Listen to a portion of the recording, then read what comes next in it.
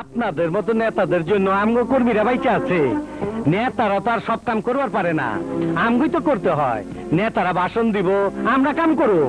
তুমি থামো ওসমান, আমি খবর পেয়েছি তুমি বেগুনবাড়ি এলাকায় আমার নাম ভাঙিয়ে অনেক অঘটন ঘটিয়েছ। ওই ওসমান,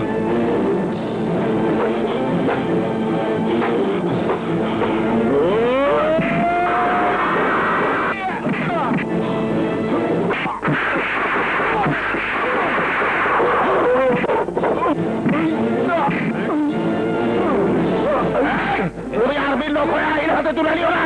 ওকে ছেড়ে দাও, নাহলে আমি তোমাকে পুলিশে দেবো। রাখেন আপনি পুলিশ। ওই কুখ্যাত সন্ত্রাসী যাদেরকে আপনারা পালেন, ওকে গ্রেফতার করুন। ও আমার অন্ধ বোনকে নির্মম ভাবে খুন করেছে। না, মিথ্যা কথা। না, সব সত্য কথা। আমি নিজের চোখে দেখেছি আমার বোনকে ও মেরে ফেলেছে। ও যে মেরে ফেলেছে তার কোনো প্রমাণ আছে? আমি প্রমাণ। ওকে আমার হাতে তুলে দিন, আমি ওকে খুন করব। আমি একজন জননেতা হয়ে আমার সামনে আমার কর্মীকে খুন করার জন্য একজন খুনির হাতে তুলে দেব? আপনাদের মতো নেতাদের জন্য আজ দেশের এই অবস্থা। আপনাদের মতো নেতার কারণে সমাজের এই অবস্থা। আপনাদের মতো নেতার কারণে আজ সাধারণ মানুষের দুর্দশা। আপনারাই এইসব কুখ্যাত সন্ত্রাসী টেররদের আশ্রয়দাতা। আপনারা ওদেরকে মদত দেন সব অপকর্ম করার। আপনারা ওদেরকে হাতের হিসেবে ব্যবহার করেন। সামনে কথা বলা আন্দোলন। আমার মুখ আপনি বন্ধ করতে বলছেন, হ্যাঁ?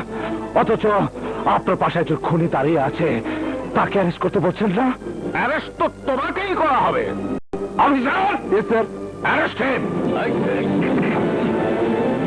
আমাকে অ্যারেস্ট করতে বলে আপনার দেশে মানুষের সাথে বিশ্বাসঘাতকতা করলেন। Stop, stop, don't talk. অনেক বলেছো তুমি, আর একটা কথা বলবে না। অফিসার, ওকে নিয়ে যাও। ওই জনাব কাজী হায়াত, আজ আমাকে পুলিশের হাতে তুলে দিয়ে প্রমাণ করলেন আপনি জনগণের শত্রু। আমি দেশের একজন সৈনিক হয়ে যদি আপনাদের কাছে বিচার না পাই, তাহলে আমি আপনাদের কাউকে ছাড়বো না।